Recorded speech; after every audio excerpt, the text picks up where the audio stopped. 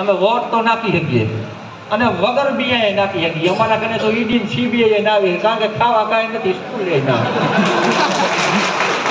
એટલે ઈ બીકે નથી. એટલે અમે તમારી સાથે મજબૂતાઈથી છીએ, કોઈ પાર્ટી સાથે નહીં પણ તમારી સાથે છીએ.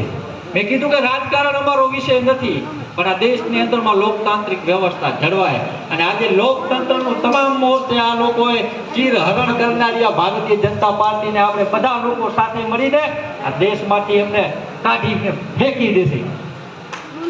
તો જ આ દેશની અંદરમાં મેં કીધું કે ભાઈચારો જળવાશે, તો જ આ દેશની એકતા જળવાશે. અને દેશની એકતા અને ભાઈચારાને જે નડતર મૂકવાની એને આપણે કાઢી નાખવા જોઈએ. કારણ કે મેં કીધું દરેક જગ્યાએ, અને આ મેટર બન્યો ત્યારે પહેલો જ મેસેજ લગભગ દલિત સમાજમાંથી કોઈનો મેસેજ હશે તો એ પહેલો મેસેજ મેં નાખ્યો છે કે માતાના મઢથી આ જે યાત્રા ચાલુ થાય છે ત્યારથી કરીને મુંબઈ મોરા સુધી દલિત સમાજ આ યાત્રામાં પૂરેપૂરો સહકાર આપશે.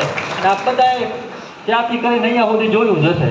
એટલે ખાલી એવું સારું લગાડવાની વાત નહીં, પણ મેં કીધું કે અમારી બહેનનું અપમાન થયું છે, અમારી માનું અપમાન થયું છે. કારણ કે આ જ ભારતની સંસ્કૃતિ છે, આ જ ભારતનું કલ્ચર છે. ને આ ભારતની સંસ્કૃતિને પણ એના ઉપર પગ રાખીને રાજનીતિ હલાવતા હોય તો આવી રાજનીતિ આપણે નથી જોઈ.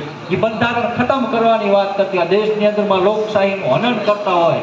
આજે બંધારણ, મેં કીધું કે બંધારણના હિસાબે ભારત વિશ્વનો સૌથી મોટો લોકશાહી દેશ છે. અહીંયા તમામ ધર્મના લોકો એકતા અને ભાઈચારાથી રહી શકે છે. અહીંયા કેટલી બધી જ્ઞાતિ, હજારો સંપ્રદાયના લોકો એકતા અને ભાઈચારાથી રહે છે. પણ આમને અંગ્રેજો વાળું કામ કર્યું, ડિવાઈડ એન્ડ રૂલ, ભાગલા પાડો, રાજ કરો. એટલે આ ભાગલાવાદી સરકારને, આ ફાંસીવાદી સરકારને, આ કોઈનું નથી સાંભળતી એ સરકારને આપણે ઘર ભેગી કરશે ને તો જ એમને અક્કલ આવશે. કે આપણે જેમ 156 દીધી છે ને ત્યારે જ આપણો અમને ઘમંડ આવ્યો છે. આપણે સમજવાની જરૂર છે. વધારે વાત તો નહીં કરું, મારા પછી પણ ઘણા બધા વક્તાઓ છે.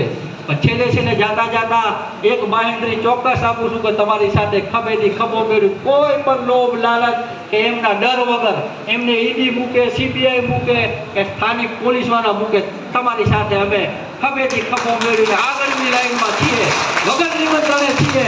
અને આ એકતા, આ ભાઈચારો, અને જ્યારે પણ ક્યાંય પણ ભારત દેશની અંદરમાં જ્યારે મહિલાની આત્મસન્માનની વાત આવે ત્યારે આપણે બધા લોકો એક સાથે રહેશું એવી અપેક્ષા સાથે આપ લોકોએ મને અહીંયા બોલવાનો મોકો આપ્યો એ બદલ આભાર, ધન્યવાદ. જય ભવાની.